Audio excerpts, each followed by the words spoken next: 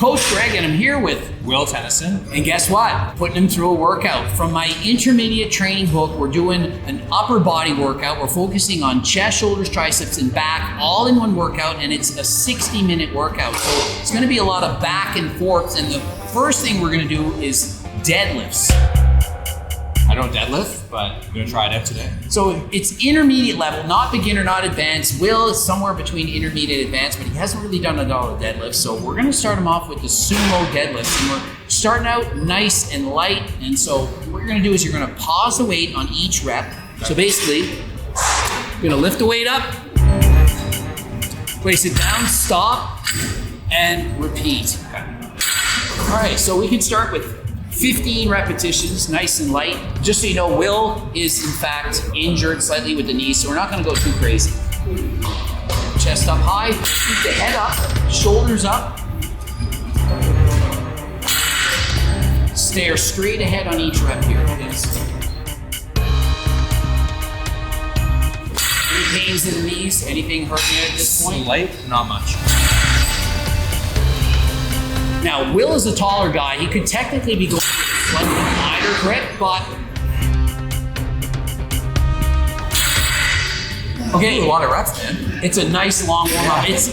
What we're doing in this book is we start out easy, then we go harder each set. So the first one's easy, moderate, then hard, then full. So this is just getting him set up for the lifts. It's his first time doing it, so on his next set, we're gonna try to widen his stance a little bit. Will's a taller guy, so he can stand to be wider. The further you go apart, the less the bar has to travel, and the less it's gonna put a strain on your lower back. So if you're struggling with lower back injuries and whatnot, doing a conventional pull like this, it's putting the most strain on your back. Versus with the sumo stance, it's a lot more leg drive, a lot more glutes, and so you have a lot less risk of injuring your lower back. So this is more leg focused than upper body? This is actually a back exercise still, but you are doing a lot of legs, but Okay. it's a 2-day split. We're only training 4 days a week. Okay. Up next is set number 2. He's gonna do 12 reps with 185, and this time again, pause, and he's gonna go with a bit wider of a stance, see how that feels. Try to go really close to where that mark is on the shins. Okay, perfect.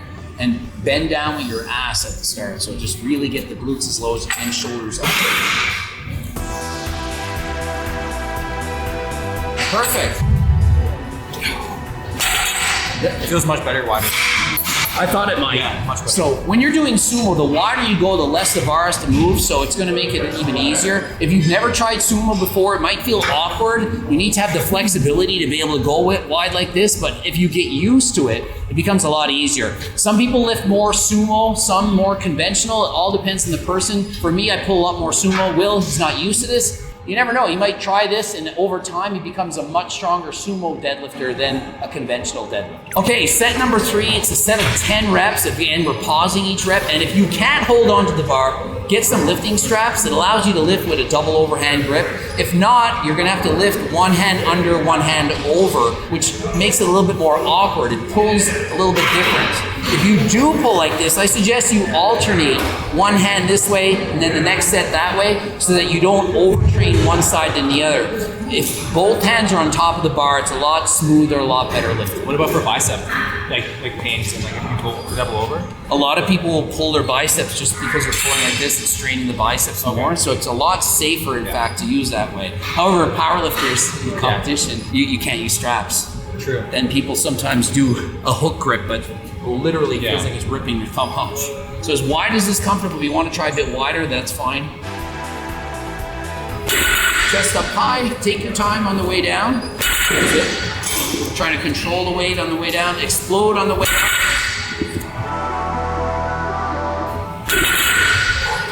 Jeez, I wonder if I can still do this. I haven't done a deadlift in forever. How does this feel?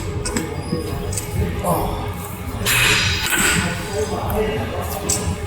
That feels hard. I haven't done it forever. I was like, how would that feel? So basically, just up and down, touch and go, getting a rhythm, chest up high, shoulders back. Here's the final working set of deadlifts for the day. Touch and go this time, no pause. So we've added an extra place. This is his heaviest set. He's trying to get 8 to 12 reps, somewhere in that range. Up. Try to go low, glutes, keep the chest up. As soon as it touches it, move it up. There you go. That's it. Touch and go.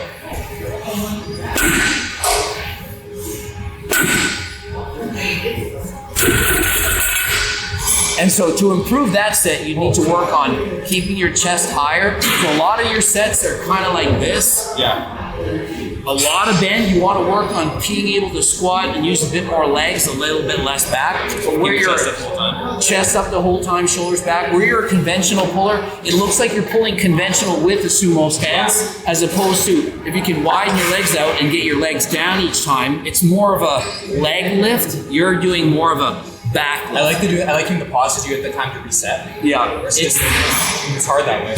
Yeah, your first time doing it touch and go, it's totally different because you need to recruit those muscle fibers right away. Just like on the bench, you need to kind of learn how to do it. If you keep practicing it, you'll be able to lift way more weight touch and go than the stop lift. Yeah. Whatever I can do for like 1 rep, I can usually do 5 reps. Okay. Oh, wow. Like a max 1, if I just touch, I can go 5. Yeah. Exactly. Okay, up next we're doing bench press followed by lat pull downs, and we're doing 4 sets of each with rest times between 1 and 2 minutes between sets. So he's literally going to be doing the bench press, taking about a 1 minute breather, going over to the lat pull downs, going back and forth. And we start out easy, about 15 reps, and every set after that, it's lower the reps and increase the intensity. So it allows you to get 2 workouts back and forth without resting as much time. So while he's resting his chest, he's doing his back. And while he's doing his back, he's resting his chest. Exactly how I train too. Literally, yeah. I train like this, Will's train like this. I'm only in the gym 4 days a week. How often do you train? Same. So we're almost on the same program, intermediate program. So, obviously it's working for Will, it's working for me. So you don't have to do the straight sets. You can do back and forth, get it in and out in an hour. Just high and pause each rep. Pause and press, yes. Okay, so what's important here is to go slower on the eccentric than the concentric. So on the concentric, we're gonna really pull down fast and then take our time lowering it. So same on the bench press as on the lat pull downs, we're really working eccentric. We're going really slow, and on the concentric, more power, more explosion. Eccentric a bit slower. Do like a 3-second count on the way up? Oh, not even that far. Just as long as you're going slower on the eccentric and concentric, you're good. So if it's 1 second down, 2 up, that is plenty. 15 reps. Too easy for Will. More weight. Awesome. Great speed.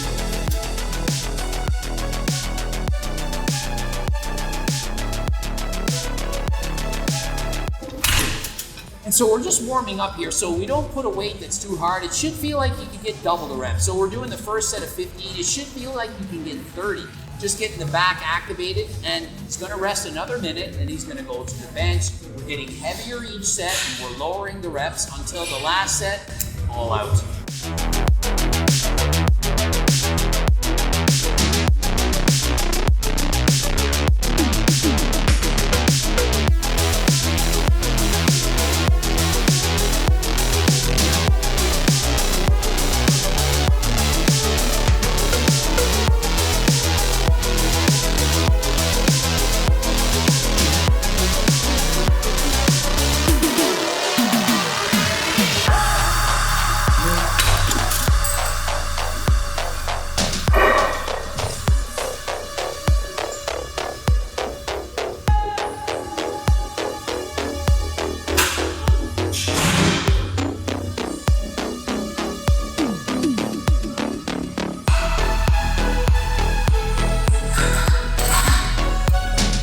As the weight's getting heavier, it's getting harder. So instead of resting 1 minute, we're now resting a minute and a half. And before the last set, we're resting up to 2 minutes. So there's plenty of recovery. So a full 2 minutes rest here, 2 minutes rest there. So you're actually getting 4 to 5 minutes between sets on your final set. So you will feel fresh even though you're not resting as long as it looks.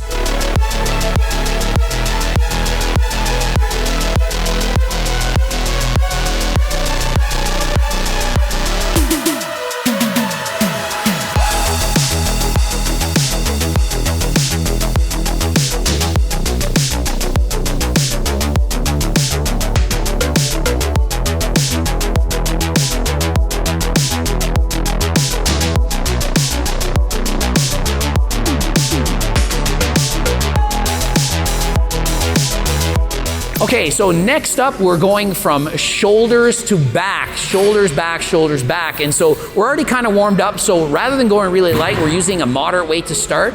And we're gonna rest 60 to 90 seconds. And it's your choice of shoulder press. So Will's chosen to do some dumbbell shoulder presses. We're gonna do that, followed by some seated rows. It could be any kind of rowing machine. If you have a sore lower back, you could do chest supported rows. You could do bent rows, T-bar rows, whatever. We're trying to work out the lats after doing the shoulders.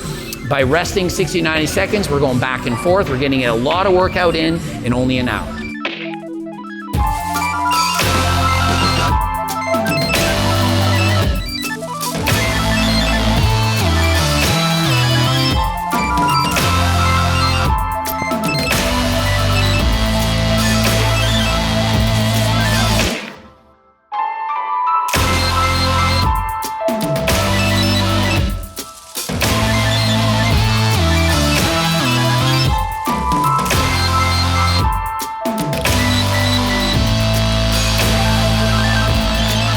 Okay, so he's doing good so far. We're upping the. What's that? I'm wiped. This has a lot of reps.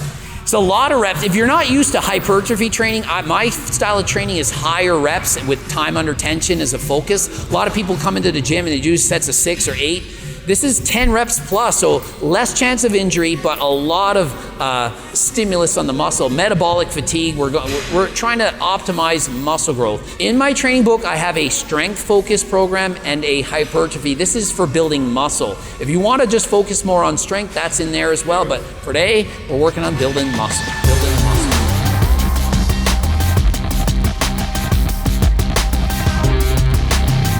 Okay, so we're trying to focus on slowly doing the eccentric so we can lift it quickly on the way up and take our time stretching.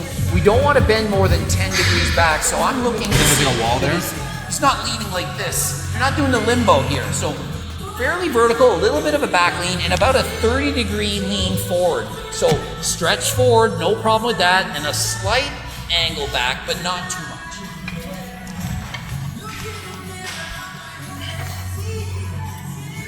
Yep, that's perfect. No problem with that. So he's just slightly leaning back. He's taking his time, stretching out, pulling it in tight, slow on the eccentric, and then he's pulling in quickly right here. This is perfect form. Awesome. Full stretch. You can see with this rep speed, that's a lot of time under tension in the muscle. A great workout. That's plenty. Wow, it's way harder. Can you slow it down at the bottom? Slow on the way down. Try to take your time on it.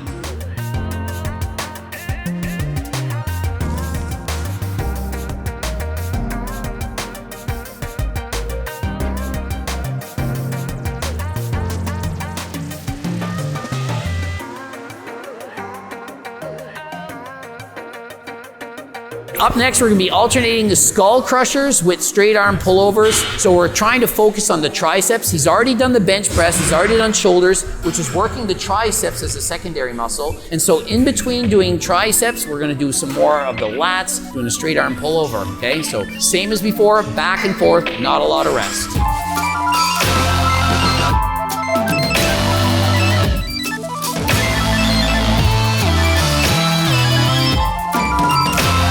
So as you can see, he's not lowering the bar to his forehead, even though it's called the skull crusher. Rather than trying to crush your skull, lift it behind your head, you actually get a greater stretch, a greater range of motion. You're gonna work your triceps better, so I always recommend people to use skull crushers to behind their heads.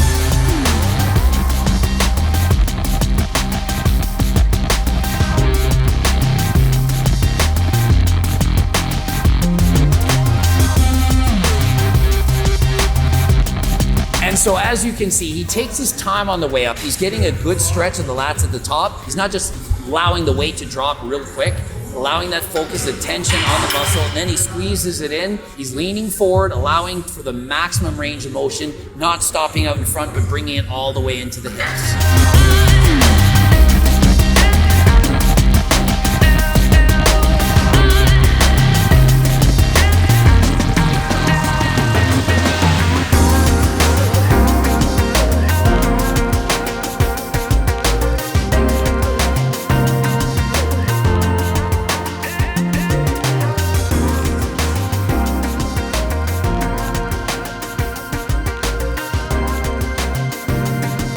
And we're finishing it off with some traps. We're doing shrugs. You could technically do this with dumbbells. He's gonna prefer to do it with the barbells. And so for this, 15 to 20 reps strict, then 10 reps, quick reps at the end. So you're going all out here. This is the last set of the day. Give it all you got. We're doing only one set, so, you know, here it is.